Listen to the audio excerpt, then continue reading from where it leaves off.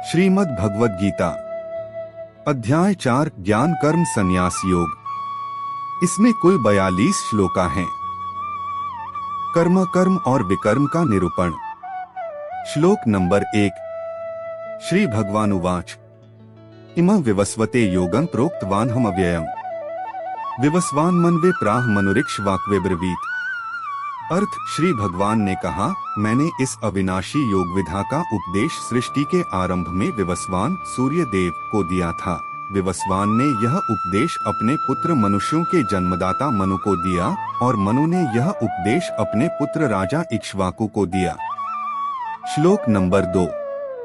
एवं परंपरा प्राप्त मिम राजर्षयो विदुः सकाले ने महता योगो नष्टः परंतप। अर्थ, हे परंतप अर्जुन, इस प्रकार गुरु शिष्य परंपरा से प्राप्त इस विज्ञान सहित ज्ञान को राजऋषियों ने विधिपूर्वक समझा, किंतु समय के प्रभाव से वह परमश्रेष्ठ विज्ञान सहित ज्ञान इस संसार से प्राय छिन्न भिन्न होकर नष्ट हो गया।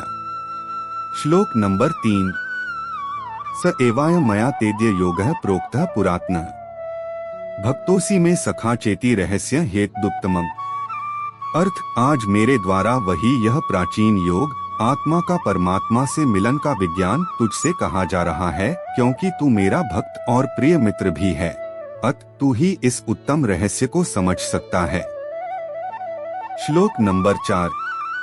अर्जुन उवाच अपरं भवतो जन्म परं जन्म विवस्वतः कथमेतद्विजानीया त्वमादौ प्रोक्तवानिति। अर्थ, अर्जुन ने कहा, सूर्य देव का जन्म तो सृष्टि के प्रारंभ हुआ है और आपका जन्म तो अब हुआ है, तो फिर मैं कैसे समझूं कि सृष्टि के आरंभ में आपने ही इस योग का उपदेश दिया था। श्लोक नंबर 5।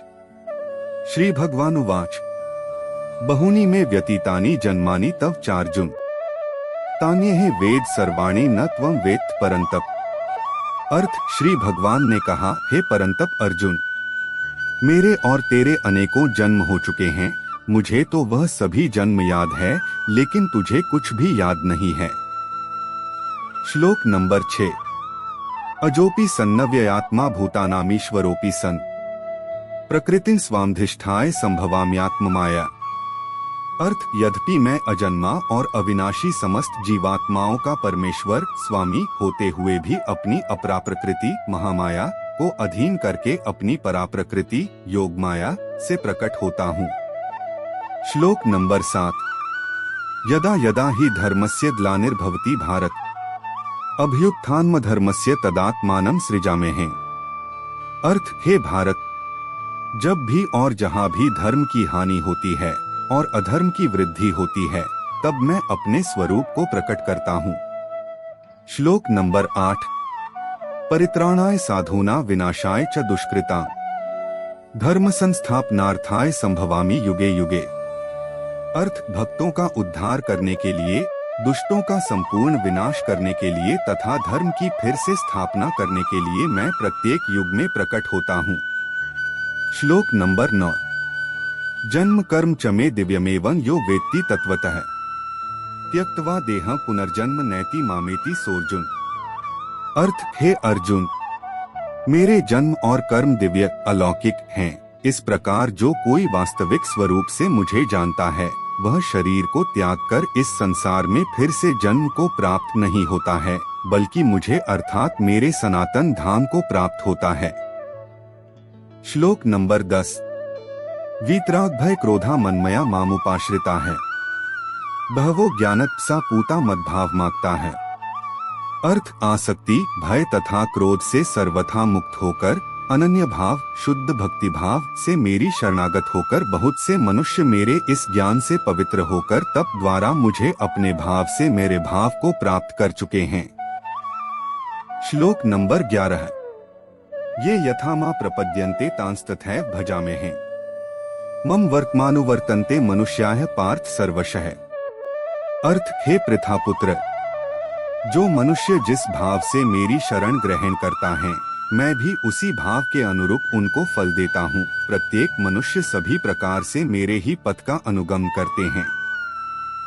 श्लोक नंबर 12। कांक्षन्तः कर्मणा सिद्धि यजन्त एह देवता है क्षिप्र ही मानुषे लोके सिद्धिर्भवति कर्मजा। अर्थ, इस संसार में मनुष्य फल की इच्छा से सकाम कर्म यज्ञ करते हैं और फल की प्राप्ति के लिए वह देवताओं की पूजा करते हैं। उन मनुष्यों को उन कर्मों का फल इसी संसार में निश्चित रूप से शीघ्र प्राप्त हो जाता है। श्लोक नंबर 13। चातुर्वर्ण्य मया सृष्ट गुणकर्म विभागशः तस्य कर्तारमुति मां विद्धय कर्तारम व्ययम्। अर्थ, प्रकृति के 3 गुणों सत रज तम के आधार पर कर्म को 4 विभागों ब्राह्मण क्षत्रिय वैश्य और शूद्र में मेरे द्वारा रचा गया। इस प्रकार मानव समाज की कभी न बदलने वाली व्यवस्था का कर्ता होने पर भी तू मुझे अकर्ता ही समझ। श्लोक नंबर 14। न मा कर्माणि लिम्पन्ति न मे कर्मफले स्पृहा इति मा योभिजानाति कर्मभिर्न स बध्यते। अर्थ, कर्म के फल में मेरी आसक्ति न होने के कारण कर्म मेरे लिए बंधन उत्पन्न नहीं कर पाते हैं। इस प्रकार से जो मुझे जान लेता है उस मनुष्य के कर्म भी उसके लिए कभी बंधन उत्पन्न नहीं करते हैं। श्लोक नंबर 15। एवं ज्ञात्वा कृतं कर्म पूर्वैरपि मुमुक्षुभिः कुरु कर्मैव तस्मात्वं पूर्वैः पूर्वतरं कृतम्। अर्थ, पूर्व समय में भी सभी प्रकार के कर्म बंधन से मुक्त होने की इच्छा वाले मनुष्यों ने मेरी इस दिव्य प्रकृति को समझकर कर्तव्य कर्म करके मोक्ष की प्राप्ति की। इसलिए तू भी उन्हीं का अनुसरण करके अपने कर्तव्य का पालन कर। श्लोक नंबर 16। किं कर्म किम कर्मेति कव्योप्यत्र मोहिता है तत्ते कर्म प्रवक्ष्यामि यज्ञात्वा मोक्ष से शुभात्। अर्थ, कर्म क्या है और अकर्म क्या है, इस विषय में बड़े से बड़े बुद्धिमान मनुष्य भी मोहग्रस्त रहते हैं। इसलिए उन कर्म को मैं तुझे भली भांति समझाकर कहूँगा जिसे जानकर तू संसार के कर्म बंधन से मुक्त हो सकेगा। श्लोक नंबर 17। कर्मणो ह्यपि बोद्धव्यं बोद्धव्यं च विकर्मणः अकर्मणश्च बोद्धव्यं गहना कर्मणो गतिः। अर्थ, कर्म को भी समझना चाहिए तथा अकर्म को भी समझना चाहिए और विकर्म को भी समझना चाहिए, क्योंकि कर्म की सूक्ष्मता को समझना अत्यंत कठिन है। श्लोक नंबर 18। कर्मण्य कर्म यह पश्येत् कर्मणि च कर्म यः स बुद्धिमान मनुष्येषु स युक्तः कृत्स्न कर्म कृत।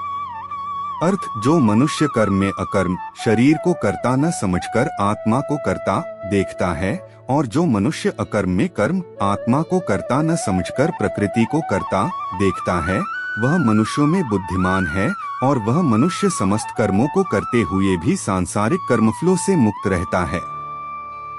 श्लोक नंबर 19। महापुरुषों का आचरण यस्य सर्वे समारंभाः काम संकल्पवर्जिता है ज्ञानाग्निदग्ध कर्माण तमाहुः पंडितम बुधाः 19।